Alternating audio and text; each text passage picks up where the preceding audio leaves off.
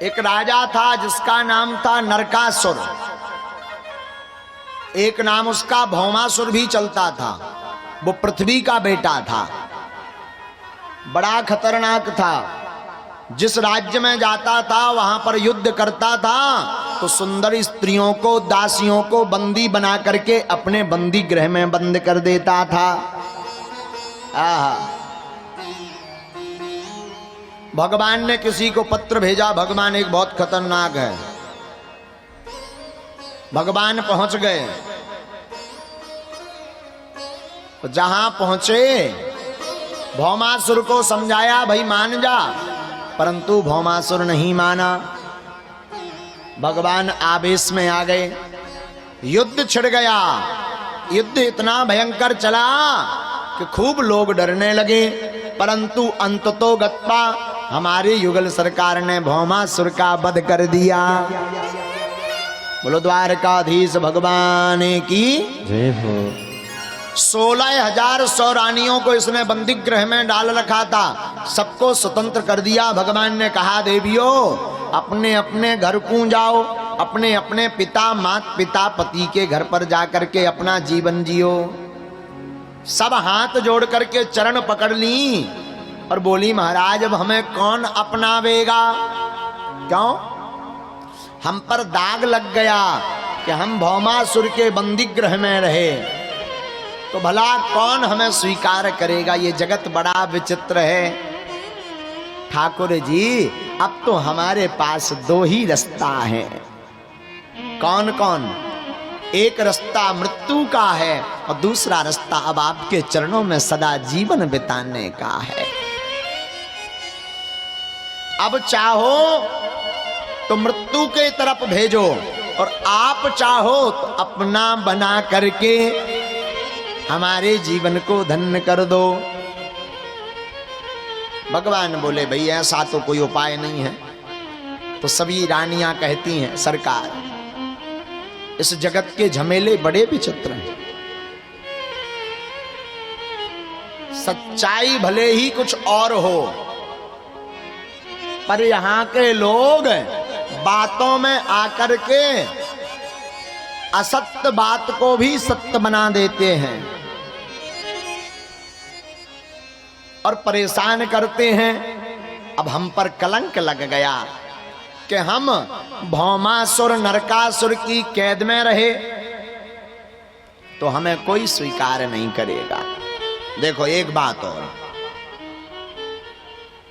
जगत में जिसको कोई अपनाए ना, जिसका कोई ना हो, जिसे कोई स्वीकार ना करे, बेझिझक हमारे गोविंद के चरणों में आ जावे।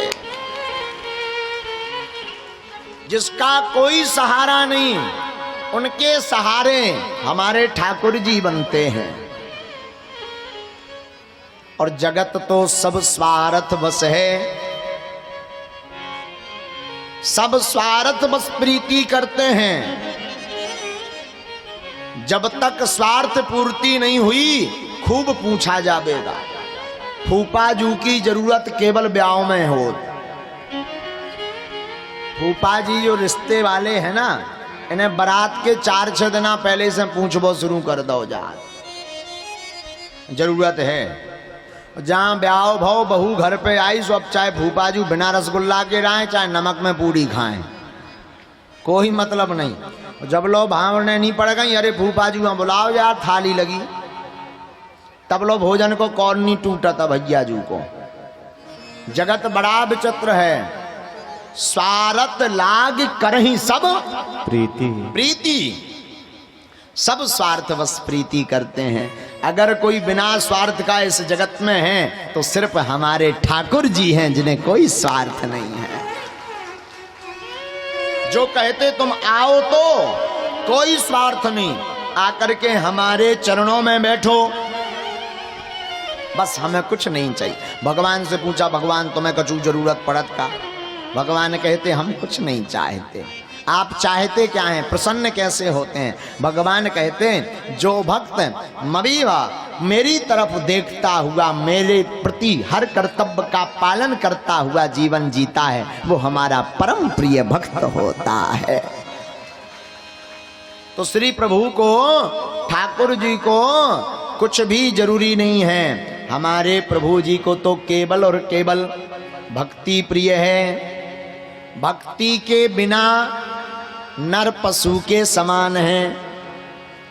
भक्ति के बिना नर पशु के समान है। बिना सींग पूंछ वाला नर है जिसके जीवन में भगवान की भक्ति नहीं है। और ठाकुर जी को अब भगवान रानियों से कहते चलो, अब तुम्हें कोई नहीं अपना रहा तो हम आपको स्वीकार करते हैं और तुम सब हमारी रानियां बनकर के रहना।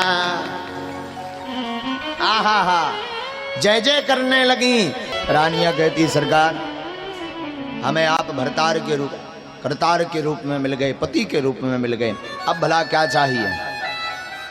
और हमारे ठाकुर जी 16,108 रानियों के साथ एक साथ विवाह करते हैं।